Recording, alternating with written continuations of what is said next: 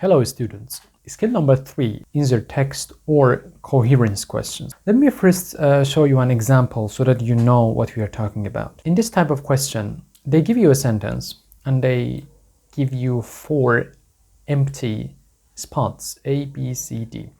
They ask you to put that sentence into one of those spots. Originally, the sentence was inside the text. They take it out and they don't tell you where the sentence was taken from. And they ask you to put it back. So that's why they call it insert text question or coherence question. Let's see how we are going to answer these questions. Number 1, read the new sentence carefully. Number 2, immediately insert the sentence in square A. Like without even thinking, put this sentence inside this A. In the exam, because the exam is computer-based, if you click on A, the sentence will automatically sit here. It will appear here in A. If you click on C, it will appear here. So immediately click on A and put the sentence there. Step number 3, look for connections between the new sentences and the sentence before and after it. Like if you put the original sentence in that spot, is it gonna fit with the previous sentence, with the sentence that comes after it? Is there a coherence there? So what are the connections we are looking for here? The connections can be keywords, repeated words, synonyms, reference words, transitions, personal pronouns, and demonstrative pronouns. Now let's say the sentence before that original sentence says, Jack went to school.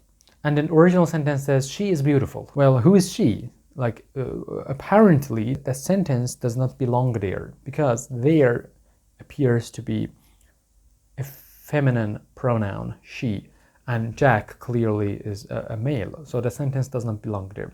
So that was a pronoun. So there are many things that we can think of and we can consider when we are considering the suitability of that sentence going in that specific spot. Step number 4. Repeat the same process in other squares, B, C, D. Step number 5.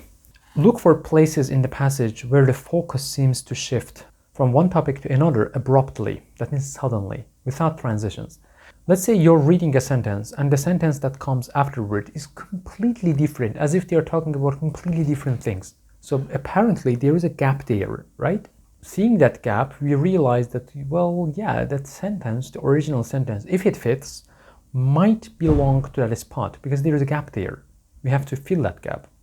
Step number 6, you may eliminate, that is delete, certain squares between two sentences if those sentences are closely joined and could not logically be separated.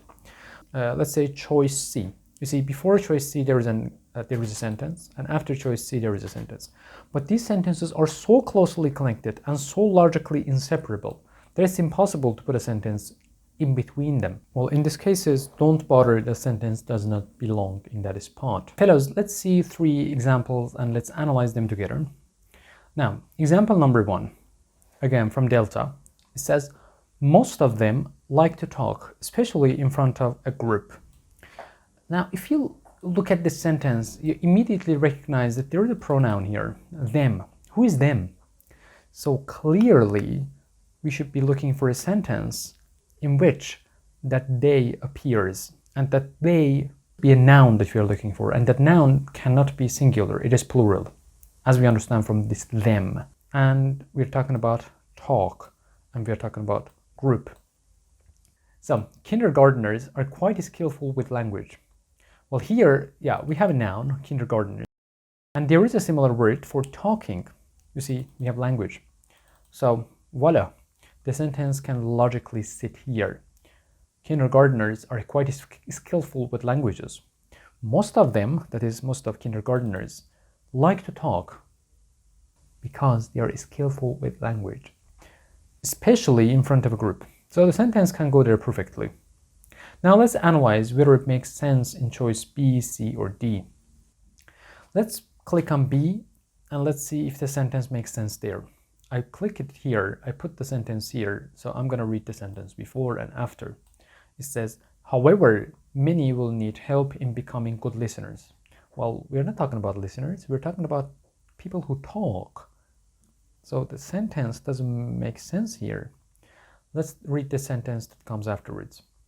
Some sort of rotation scheme is usually necessary to divide talking opportunities between the talkative and silent extremes. Again, very particular example, very particular dichotomy. Dichotomy means the point of separation between talkative people and silent extremes. The point of this sentence, original sentence, was not talkative or silent extremes. The point was about people who talk, especially in front of a group. The sentence doesn't belong here. And similarly, the sentence doesn't belong in C, because if I put it in C, it should be similar or in coherence with the previous sentence, and the previous sentence is talking about something else. Again, let's continue. Teachers can provide activities or experiences for less confident children to talk about, such as a field trip, a book, or a film. Well, completely irrelevant. Very detailed information about confident or less confident people, about field trips. Completely irrelevant to the original question. Congratulations, you found it correctly. It is A, so the sentence belongs here. Question number 2. However, the ground surface is spongy and wet to the touch. This is the original sentence. Pay attention, we have a however. Okay. So when there is this transition, however, but, it means that the sentence that comes before however and the sentence that comes after however should be different, should be opposite. So whatever this part is, the sentence before that should be opposite. Let's see what that part is. The ground surface is spongy and wet to the touch. So we are looking for a sentence in which the ground surface is not spongy and is not wet. Two things, not spongy and not wet. Let's see what that is. Now, automatically, I click on A, the sentence comes here. I'm going to see the sentence before and after it. Bugs are a distinctive type of wetland. Well, I don't see any opposition to the original sentence. So choice A cannot be the case. Second sentence. They appear relatively dry with only small amounts of shallow water visible.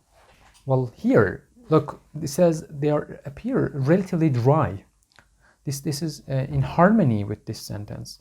If I click, however, here, look, I'm gonna just take the sentence here and bring it to B. Look, I brought the sentence here. Now, let's look at the sentence before and the original sentence. Let's read it together. They appear relatively dry with extra detail. We don't need them. I'm repeating. They appear relatively dry. However, is spongy and wet. So let me simplify the sentence for you. And this is exactly what you should do in the exam. In your mind, delete this irrelevant part. Voila. And delete the subject or object or whatever the sentence says that is not really necessary. Put X.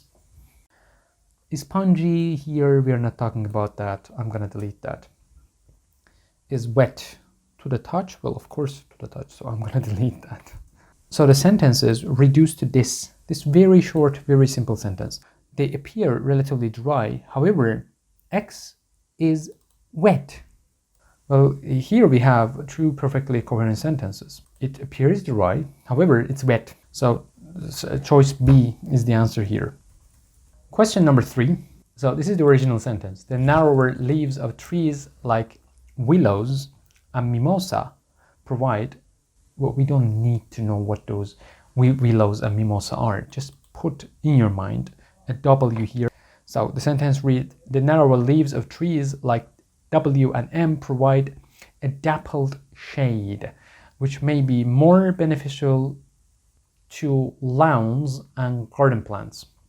So what is dappled? So dappled means spongy.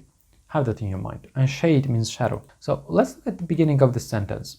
It says the narrower. Pay very close attention here. The sentence starts with the narrower, as if we have already talked about leaves that are not narrow. And now we are saying, well, they are leaves like but narrower leaves. So the conclusion. Here, the sentence, the previous sentence, must be talking about leaves. Have that in your mind. The narrow leaves of trees like W and M provide a dappled shade. Let's see where it sits. While all living things need sunlight, too much of it can be oppressive, even damaging. Well, here we're not talking about leaves at all. This A cannot be the answer. Again, I'm emphasizing we are looking for a sentence in which we are talking about leaves. Next sentence. Any overheated dog or cat can appreciate the relief provided by a mature shade tree or on a sunny day. Again, we are getting closer, but still we're not talking about leaves. So not yet the answer. This sentence. The densest foliage, and so the densest shade, is found under the broad leaves of deciduous trees like oaks and maples. So in this sentence we have leaves, and interestingly we have more signals. Here look, we had in the original sentence dappled shade. In the narrower shade, in the narrower leaves we have dappled shade. That is a shadow that is not complete. It is a spongy shadow, not a complete shadow.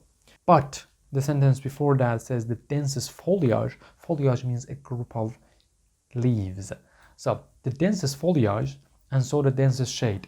So it says when there are so many leaves, the shadow is bigger, let's say, and more dense and more tight.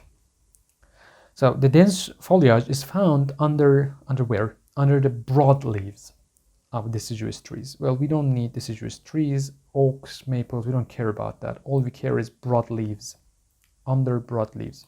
So here we have a sentence that is talking about the shadow of leaves, and immediately after that it says the narrower leaves.